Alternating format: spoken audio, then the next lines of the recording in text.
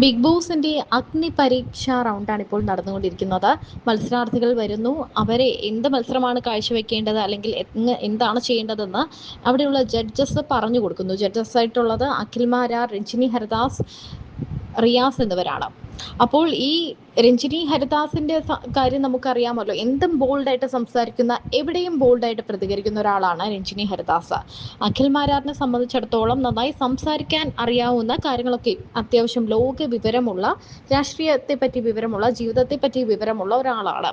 അപ്പോൾ ഇവർ രണ്ടുപേരും നേർക്ക് വരുമ്പോൾ എന്ത് സംഭവിക്കും? ഒരേ പാനലിൽ ഒരുപോലെ ജഡ്ജസ് ആയിട്ടിരിക്കുന്നവരാണെങ്കിലും ഇവർക്കും അഭിപ്രായ വ്യത്യാസങ്ങളൊക്കെ ഉണ്ടാകുമല്ലോ, അല്ലേ? അഖിൽ മാരാറും രഞ്ജിനി ഹരിദാസും മുമ്പിലുള്ള ചെറിയൊരു ഫൈറ്റ് എന്ന് വേണമെങ്കിൽ നമുക്ക് പറയാം. അവർ രണ്ടുപേരും തമ്മിലുള്ള ഒരു വൻ ഫൈറ്റാണ് അഗ്നി പരീക്ഷ റൗണ്ടിൽ അല്ലെങ്കിൽ ആ സെറ്റിൽ നടന്നതെന്നാണ് ഇപ്പോൾ വരുന്ന റിപ്പോർട്ടുകൾ. മറ്റൊന്നുമല്ല, രഞ്ജിനി ഹരിദാസിനെ കളിയാക്കിയ അഖിൽ മാരാർക്ക് രഞ്ജിനി ഹരിദാസ് കണക്കിന് കൊടുത്തിരിക്കുകയാണ് എന്നാണ്.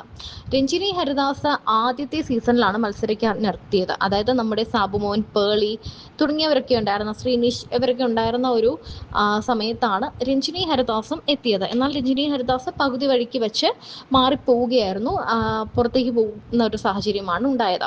എന്നാൽ അഖിൽ മാരാർ തമാശയ്ക്ക് പറയുന്നുണ്ട്, രഞ്ജിനി ഹരിദാസിനെ നോക്കി പറയുന്നുണ്ട്, ഇതാ ബിഗ് ബോസിൽ ഒരു മത്സരം പോലും ജയിക്കാത്ത ആള് ജഡ്ജിയായിട്ട് ഇരിക്കുന്നു എന്ന് പറഞ്ഞുകൊണ്ട് രഞ്ജിനി ഹരിദാസിനെ കളിയാക്കുന്നുണ്ട്.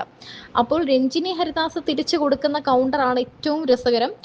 ഇലക്ഷനിൽ തോറ്റു, BJPക്ക് വേണ്ടി മത്സരിച്ച് ഇലക്ഷനിൽ തോറ്റു, പാർട്ടി മാറിയ ആളാണ് അഖിൽ മാരാർ. ബിഗ് ബോസിൽ ജയിച്ചു, പക്ഷേ ഇലക്ഷനിൽ തോറ്റു എന്ന്. അതായത് ബിഗ് ബോസിൽ ഇത്രയും ആളുകൾ വോട്ട് കൊടുത്ത് ജയിപ്പിച്ച ആള് പുറത്ത് ജനങ്ങളുടെ വോട്ട് കിട്ടാതെ തോറ്റു എന്ന് രഞ്ജിനി ഹരിദാസ് തിരിച്ച് കൗണ്ടർ അടിക്കുന്നു.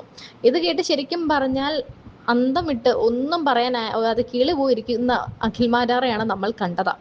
അതൊരു വലിയ ഫാക്റ്റാണ്. രഞ്ജിനി ഹരിദാസ് ഒരിക്കലും രാഷ്ട്രീയത്തിലേക്ക് ഇറങ്ങിയിട്ടില്ല, ആരെയും രാഷ്ട്രീയപരമായി അങ്ങനെ ട്രോള് ചെയ്യാറുമില്ല. എന്നാൽ പറയേണ്ട സമയത്ത് പറയേണ്ട പോലെ പറയുന്ന ഒരാളാണ് രഞ്ജിനി ഹരിദാസ്.